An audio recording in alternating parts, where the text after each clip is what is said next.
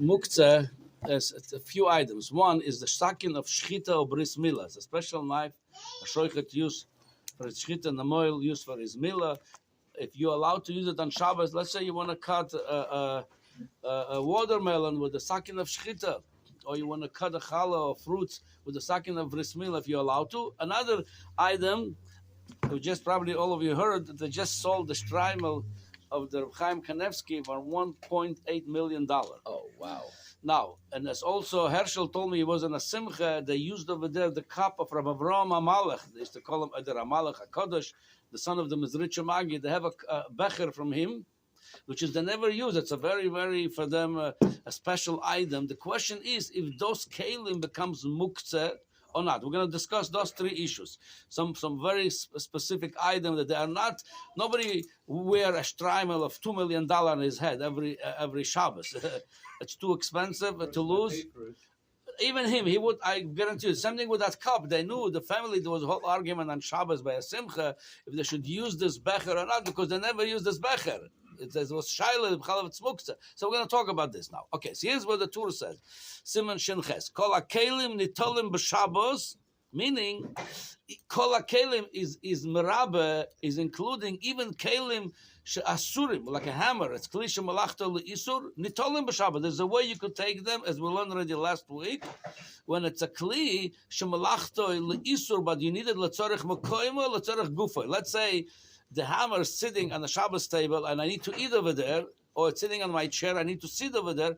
I'm allowed to use it. And same thing, if I need to crack a nut with a hammer, I also allowed to use it. So that's something called a kelim. Even klisha malachta le'isur, you're allowed to use them on Shabbos when there is a need for it, mekoymo or gufay. However, there is one muktza even is worse than that muktza of klisha malachta le'isur, chutz mikelim shodam chos aleihem. That's what's called in the term today, Muktza, Kli, She'osur, Machmas, Chisorin, Kis. It's too expensive item, and I'm very careful not to use it because it might cost me a lot. Kagoin, the Torah is saying, Saken shel shchita hu mila v'shel saporim. Again, today I don't know that the barber would be careful with his tools not to use it, maybe, but the one thing we do, by the way, it says v'chadoime later on, meaning it could change every generation what is called expensive item. And other yom, a moyel or a shoichet, if you tell him, can I use your knife to cut a watermelon? He says, b'shum if not, because it's too expensive for him. You might damage it. It's cliche, she'ostom machmas chisorin kis. So such a muktzah, it's a higher level muktzah. You cannot move it even letzorech gufo yom b'koimoy. So it comes out if there's a sakin shel shchita, a shoichet left his knife or a moyel on the Shabbos table and you need to eat over there, you cannot move it. It says there's no, and the Beis Yosef, that's the Beis Yosef adds on this. He said like this: "V'toich devar of po yisbalecho shemuktzah machmas chisorin kis en lo tzad heter letaltel." There's no tzad heter letaltel muktzah machmas chisorin kis. Oh, however, there is still a way, even that says en tzad heter. There is still a way to move that saken shel shchita or mila. How? It says that all. It says, here's the halacha. I'm reading now from the Alter Rebbe. The same thing it just was ready for me from here. Kol muktza en taltel kedarkoi bechoil. The Ramo brings in the Maharil. Mimela, if you have a money on your table. By the way, money is not a kli. Mimela, you cannot move it. If you forgot $100 bill on the Shabbos table, you cannot move it. Let's sort of gufo mekoimo. It's not a kli. It's like a stone. It's a worse muktzah than a kli. Mimela, sort of gufo mekoimo doesn't help over there. However, if you want to blow on the money to push it off, or move it shalokedarka kalachar yad with your elbow, with your feet, you're allowed to do it. However, the Alter Rebbe says, "Kol muktzah and osel talde kedarka bechol dainu b'yodov avar mutel letalteloi begufoy." So in the Lashon the Alter Rebbe is kol muktzah. It comes out even a muktzah that's it's a stricter muktzah, like saken shel shchita. It's muktzah machmas chisorin kis. You cannot move it because you need to use the Shabbos table or your chair. Machmas gufo mekoimoy. You cannot. However, kalachar yad, if you want to move it with your elbow, with your feet, that you could do. But otherwise, you cannot move it. Kedarkoi, there's no heter for it. But shelo kedarkoi, there is heter. Okay, so now we established saken shel shchita, saken shel mila. The only way you could move it is shelo kedarkoi. Kedarkoi, there's no heter for it. Now we're going now to discuss the issue of, we said this becher that costs a lot of money. It's not money. They just don't want to, they never use it.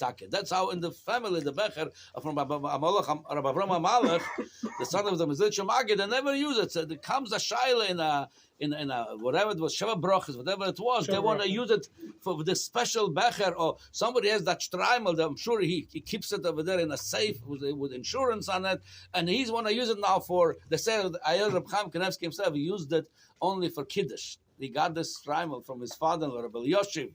So for him, definitely was no Muktza because he used it. He used it not so often, but he used it. It's not klisha malachta le'isra, it's expensive.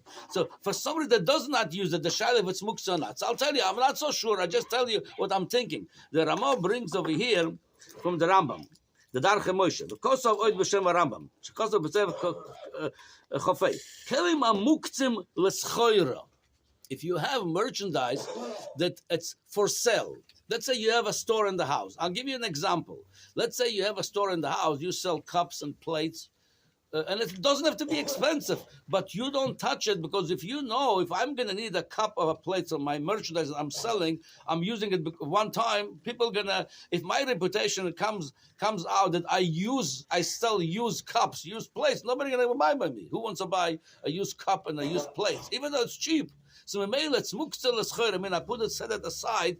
I should never use this because if I use it, I won't be able to. People are going to know I use my kelim that I'm selling. Nobody's going to buy by me. So it says over here, the Rambam says, kelim ha-muktzim l'schoira.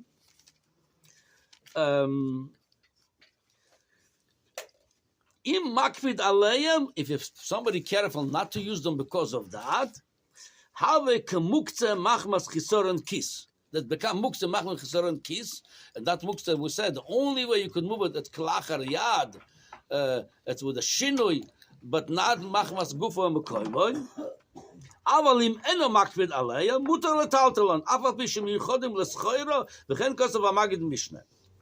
Okay, so according to this, so again, for sure, if you're selling merchandise, no matter what, it doesn't be expensive. But if you're makbid not ever to use them, you're never going to go, I say I need now a cup, a plate, I'm going to go get from my merchandise for sale, use it. If you're makbid, because it's gonna compromise your business, so let's become muktzah machmas chisorin kis. So that cup, that plate, become now muktzah. It doesn't have to be expensive, but I am a makbid not to use it. According to this would be, if I have a shtreimel that's worth $2 million, and I have a becher that is priceless, I never use it. It's somebody I got from Rabbi Avraham Amalek. I never use it. It's more some kind of segula sitting in my house.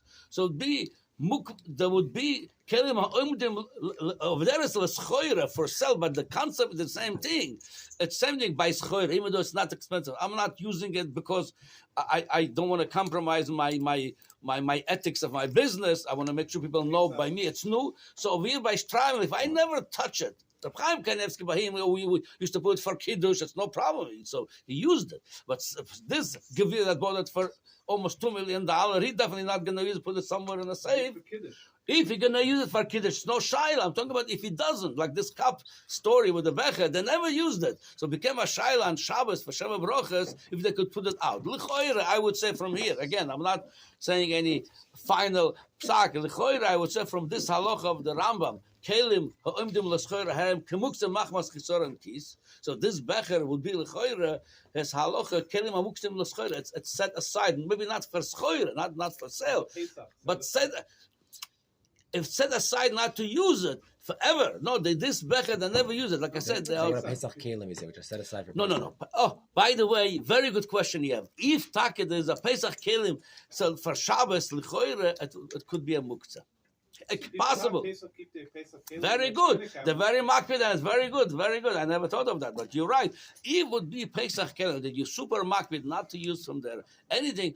Possibly, again, I'm saying possibly from this halacha, I have to look more into it, that it might be muktzah to use it on Shabbos, because you never touch it. You never, for you, it's like locked in a different closet or room. You never use it. Could be. So according to this would be that shtreimel, that becher, if they never use it. Again, if they put it aside to come bring it out on Shabbos, the cup, the shtreimel, it might be a muktzah. Again, I'm not saying 100%. I'm saying it the way it looks to me right now, so that might be a muktzah. Okay.